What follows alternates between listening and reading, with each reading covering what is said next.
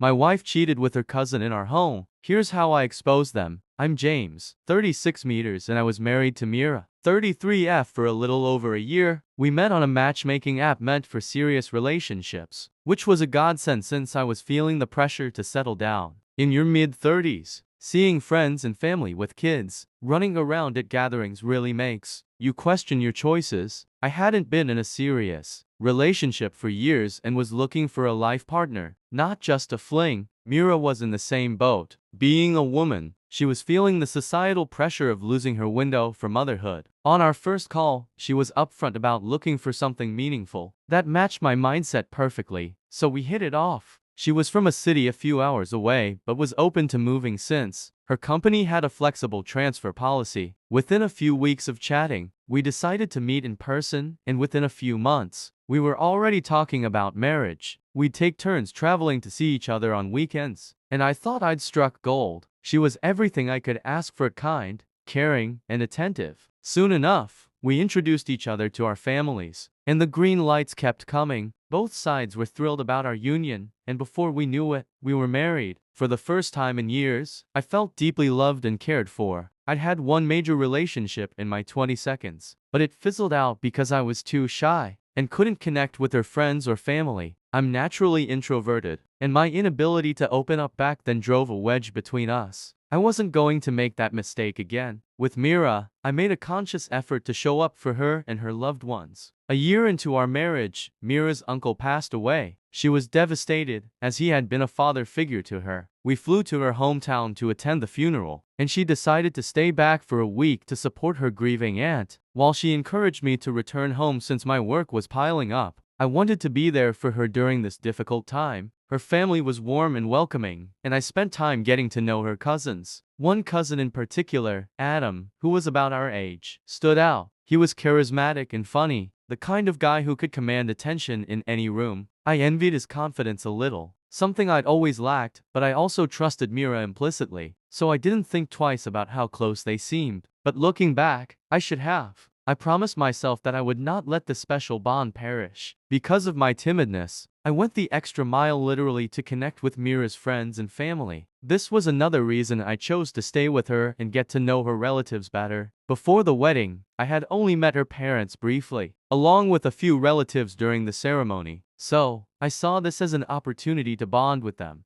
During that stay, I met her cousin, Adam. Mira's deceased uncle was Adam's father, and the loss had clearly devastated him. Adam was quiet and reserved, and because I understood the struggles of being an introvert, I made an extra effort to bond with him. Adam was 29 and still living with his parents, as he was expected to take over the family business. I couldn't help but notice a pattern. Most of Mira's cousins stayed with their parents and worked in family-run businesses. When I asked Mira about it, she explained that her family was very traditional and had been in the construction business for generations. Her great-grandfather had started the company, which eventually expanded into multiple business units that were passed down to his children. I found their legacy fascinating. Mira told me that Adam was considered the black sheep of the family. Unlike his siblings, he wasn't interested in running the business. Instead, he had dreams of pursuing a creative career. He wanted to open an art gallery. However, his family didn't support his passion and pressured him to join the family business. Although Adam didn't talk much about his personal struggles, Mira asked if I could help him set up a gallery using my connections. I worked at an e-commerce startup specializing in antique jewelry, and while I didn't know anyone directly who could assist Adam, I told her I'd try to figure something out. It was a peaceful week at Mira's hometown. I got to know her family, learned about their traditions, and explored the countryside with her. Mira even took me to her ancestral home and introduced me to the local cuisine.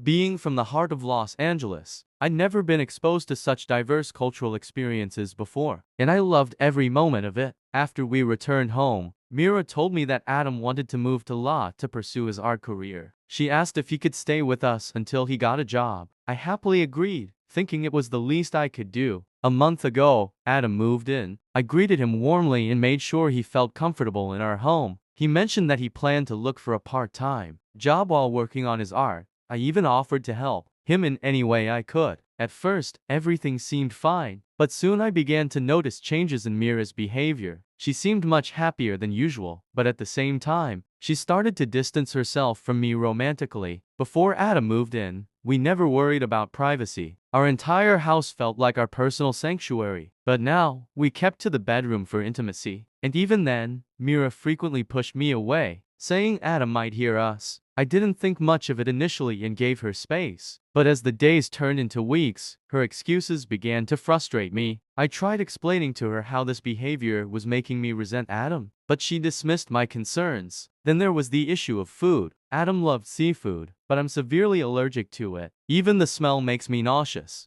I understood cooking his favorite meals for the first week, but soon it became a regular occurrence. Almost every other day, seafood dominated the table, and I was left with nothing but salad. We had divided household responsibilities. Mira cooked, and I cleaned. This arrangement meant I had no choice but to wash the dishes covered in the remnants of meals I couldn't even touch. It made me feel like a stranger in my own home. When I asked Mira to make something I could eat, she said she didn't have the time to cook to separate meals. I suggested they could at least take a break from seafood on some days, so I could enjoy a proper dinner too. Instead of understanding my frustration, she got defensive, calling me rude. To make matters worse, Adam didn't lift a finger around the house. I don't know how long Adam plans to stay here, but at this point, he should at least start contributing to household responsibilities, especially since he's living rent-free and getting free meals. Yesterday, I hit my boiling point when I suggested to Mira that we switch responsibilities. I'd cook, and she could clean. Honestly, I had a motive. I figured if I took charge of the cooking, I could control the meals and avoid seafood. But Mira was ahead of me. She immediately figured out my plan and called me out. She said that if I took over the cooking, it would mean no more seafood for her or Adam, and that wasn't something she was willing to compromise on. Her solution, she sarcastically suggested that I cook my own meals if I was that adverse to marine animals. Her sarcasm infuriated me. I wanted to yell at her and make her see my point.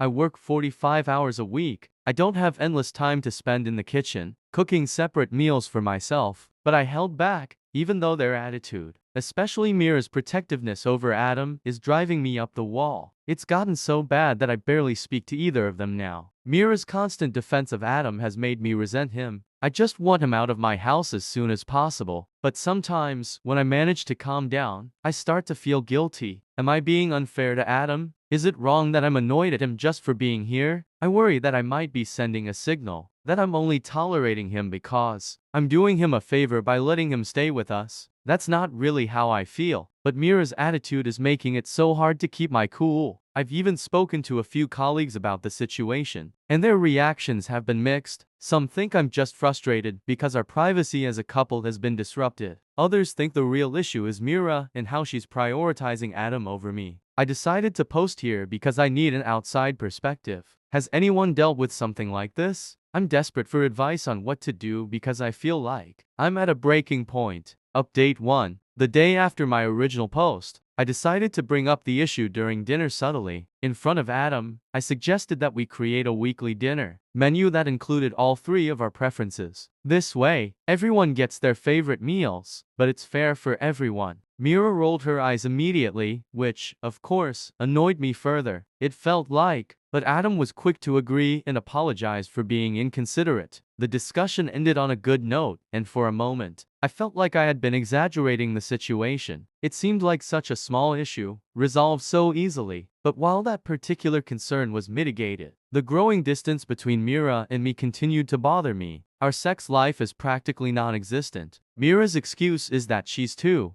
busy helping Adam get settled and setting up his life. She's been taking an unusual number of days off from work to accompany him to job interviews and help him get established. Adam is looking for a position in a ceramics institute, which honestly feels a bit random to me. I don't know if I just don't understand his passion for art, or if he's genuinely confused about his career plans. Regardless, I'm just sitting back, dumbfounded, and waiting for the day he finally gets a job and moves out. Last week, I had a lighter workload and ended up coming home early on most days. What I found when I got home disturbed me, Mira and Adam, sitting too close for comfort. While there was nothing explicitly inappropriate, their body language was undeniably alarming. Sometimes, I'd catch her resting her legs on his thighs. Other times, he'd lean over her shoulder while they looked at something on her phone or laptop. When I mentioned my concern to a close friend, he dismissed it, saying I was just frustrated with Adam's presence in my home, which was making me overly critical. I understand how outrageous it might seem to assume anything improper between cousins, but it hurts to see Mira act so close with Adam while simultaneously pushing me away. She constantly tells me she's tired or not in the mood when I try to spend time with her. This concern of mine feels too sensitive to confront Mira about.